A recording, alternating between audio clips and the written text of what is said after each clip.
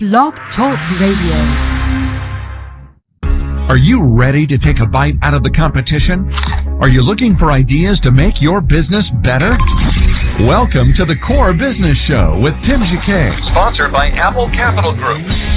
At the core of every successful business, you'll find people making a difference. And with each episode of the Core Business Show, we talk with those people, examine those ideas, and explore the strategies that make them special. Now, the host of the Core Business Show, Tim Jacquet. Well, welcome to another episode of the Core Business Show. Tim Jacquet, your host. Today, I have extraordinary, talented, young and talented, and ambitious Pavlina Osta, right? I'm getting there. She's going to... Go ahead. Oh, sorry. It's Pavlina Osta. That's okay. Okay, great. Yeah, we're going to talk today about music and her career. If you have any questions, you're going to feel free to go ahead and put a question in the chat room, or you can call in at 347-324-3460. Well, welcome to the show. My name is Tim. I'm sorry we made it kind of a short time because we had to reboot our system. We had like a power surge in here in the building, so it's kind of panicking. Great.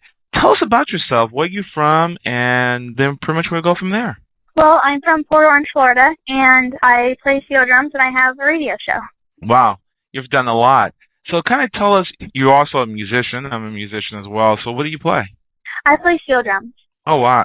I'm a keyboard and a brass person. How difficult it is to play steel drums?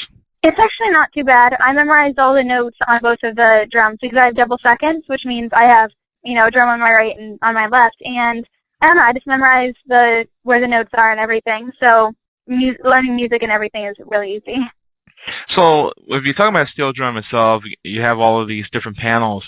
So each panels, of course, have a different tune. So is it in like a order, or it's not like an order?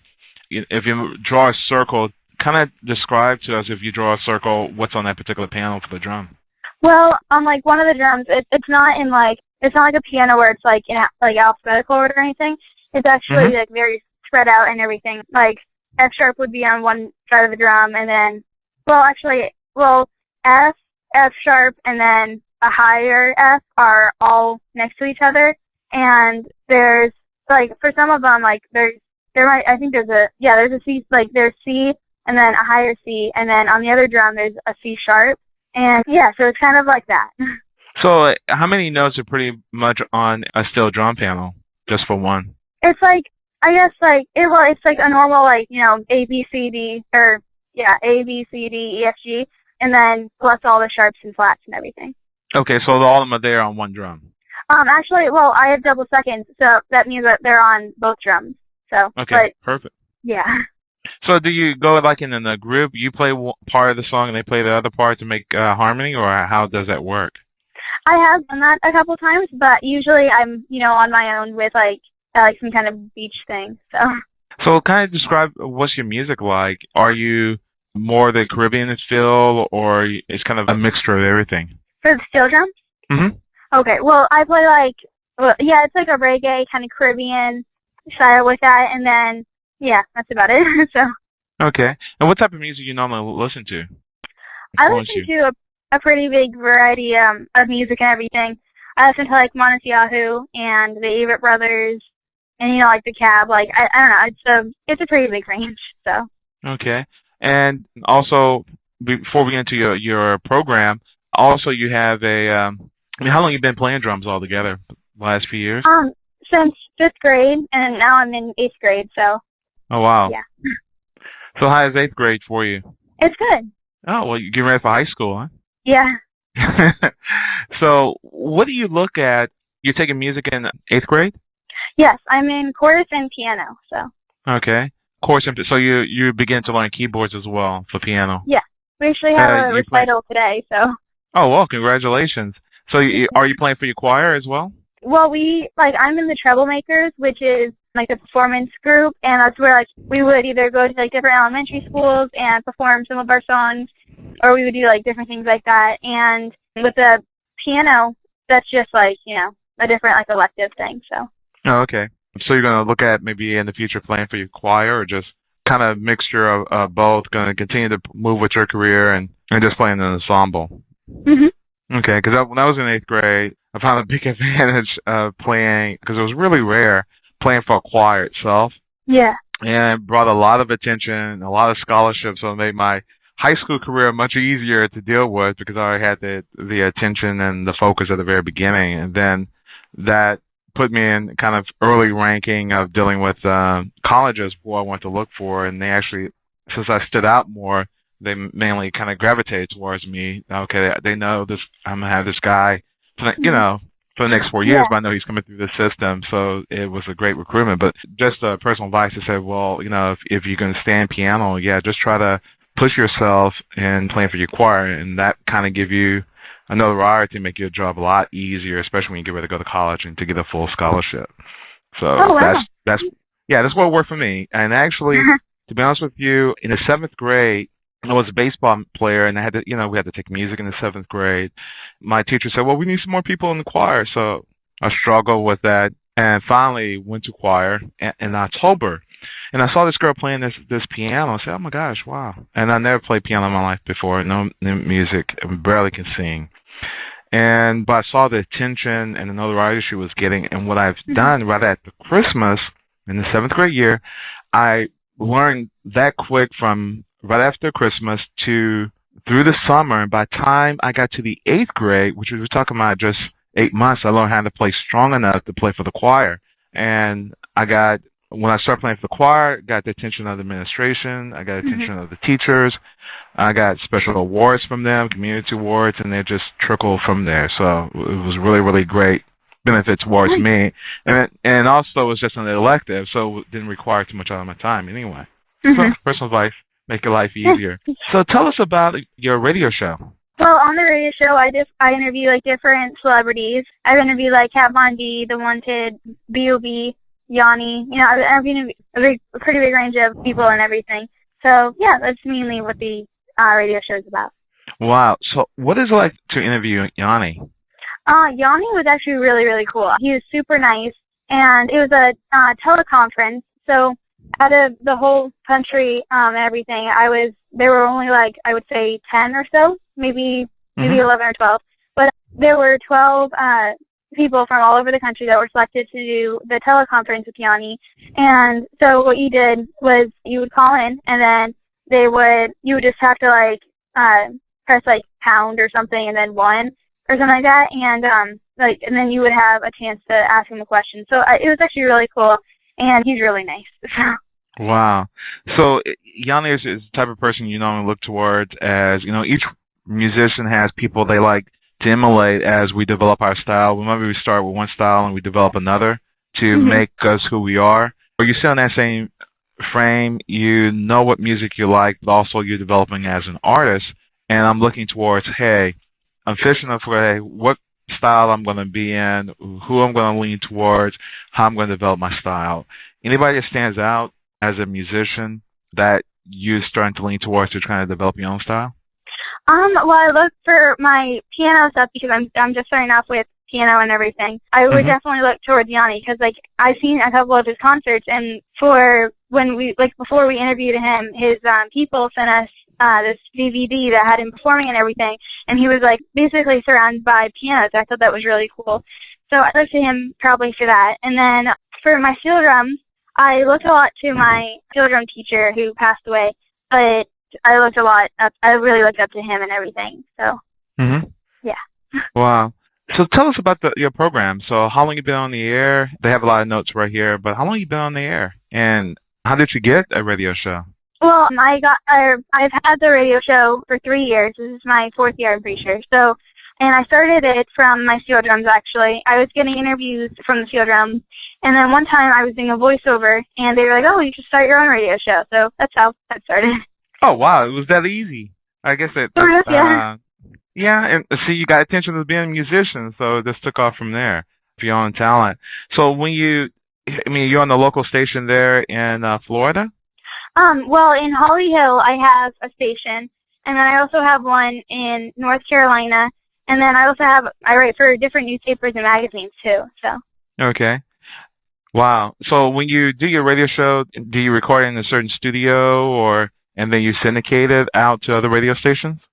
Well, for the radio show, it was all pre-recorded because it airs on Saturdays, and during on Saturdays I usually have dance. So I pre-record the show, and then from there they air it on the radio. Okay. Well, and what type of things do you talk about on your show? Mainly about say if I interviewed Dia Frampton, and she was Dia Frampton and Javier Colon. They were the runner-up and the winner of The Voice. So I would talk about the new show The Voice, and then I would play some of their new songs. And this is Dia Frampton, her new album Red, or I would say something like that, and play some of her music and play the interview. So that kind of stuff. So how you prepare for your show? You have someone to prepare your questions? Because I saw on a video, look like you have some cards, or you just go from the top of your head and just work your way down with the conversation? Well, usually I have my steno pad with all my questions in it because, I always, I research the person. When I interviewed B.O.B., I researched him a lot and everything, and then I don't want to, try to forget any questions or anything, so I usually write them all down. And, so that's usually how that goes. Wow. So have you ever, when you do your shows themselves, how long are they? Actually, I have two stations in Florida. I just remember that. But the one that's WELE, that's a 40-minute show, and then the Holly Hill one is a 30-minute show. Okay. And you record at a studio, or you have a home studio that you record everything out of, and then you send it on? Yeah, in my room, I record it and everything, and then I send it to them. Wow. So anybody help you with that, or you just do it all yourself? You had the parents set everything up for you, and you just do your own thing? Yeah. Well, I wish I could do that when I was at that age. So, have you ever, when you do your interviews, you're doing remotely, what was it like when you did your first radio show? When I did my first interview, or the first actual show? Let's say the first interview. The first interview, I think Vince Carter was my first actual interview, and it was a phone interview. And when we were first starting out the show, I went in the studio and actually was live and everything, which was very, hectic and kind of scary. But the phone interview with Vince Carter he's really nice, and he's really, he's really intelligent when it comes to advice and everything and all that other stuff. So yeah, it was really cool. So. Wow. So what type of advice that you give new up and coming bloggers and people who want to host their own radio show? Well, what things they should be looking at? Yeah, you have to be very driven to have all this stuff, because it's a lot of work, to write the script, get the interviews. You have to be very driven to do that, and you have to have the love and passion to do it. So. Wow. So where do you find all of your energy? All my energy? I don't know. I just have the passion to do it and everything, so it just kind of comes, I guess. Well, so as you go, now you're finishing your 8th grade year. I mean, you mentioned you're in dance, and of course you have your music. What else do you do besides having your radio show? Well, besides the radio show, I do dance at Orlando Ballet Monday through Friday, and field drums, and I'm also a Girl Scout, and I'm working on my Gold Award pretty soon. So that's about it. So I'll ask you on a couple of things. What do you see yourself in the next, I guess, 5 years? You'd be almost completing high school. But then from long-term career, where do you see yourself in 5 and 10 years from now? Well, I want to go to Juilliard, and I want to try to get into that, maybe for dance and everything. But hopefully I'll be a journalist or something, or probably get in the recording studio. So. Wow, so you're looking at both ways: become a musician, professional musician, also keep your radio show going in the meantime, so you can kind of network yourself. Wow, that's really awesome. Ironically, I had a few people on the show, and they said today the way they broke into it is actually built their own audience from Facebook, from Twitter, from YouTube, and because it was a lot easier when they went to the radio station and went straight to not only radio station to a record company. They found out they liked them to have their own audience already built in, so they don't have to spend as much money in marketing them, which is really great for you, because by the time you get to Juilliard, if you actually do a tour, you already have an audience already built in from Facebook, from Twitter, and so forth, and you already have a brand name.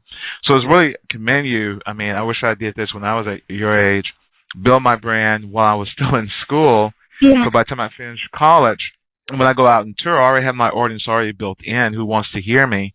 And then from there, I can take that and go beyond there and just I have the entire world at my hands. Lastly, one question I have here, someone said, what type of equipment do you use in your home studio?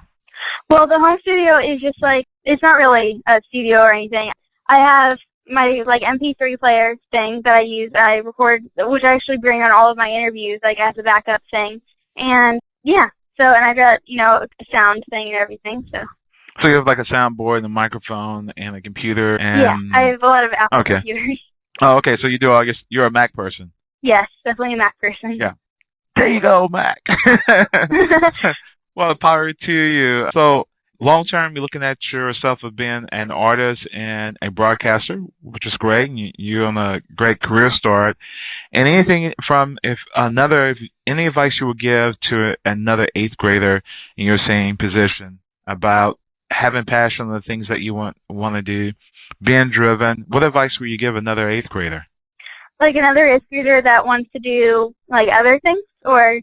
Yeah, do things like you're doing. Any advice you would give to them? Hey, should I start off in doing a program and trying to build my brand as myself?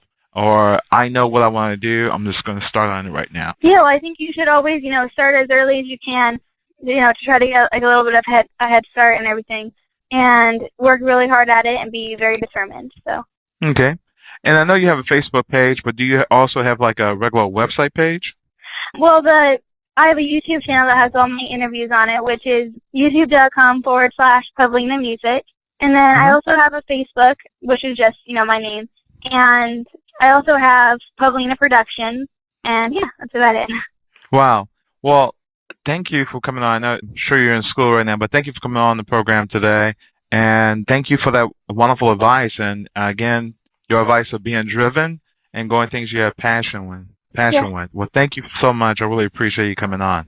Yes, well, thank you so much for having me. Okay. Well, have a great school day and a great concert tonight, recital. Oh, thank you. Okay, great. Thank you. Take care. You too. Bye-bye. This has been another production of the Apple Capital Group show. You can download this show on iTunes on Blog Talk Radio.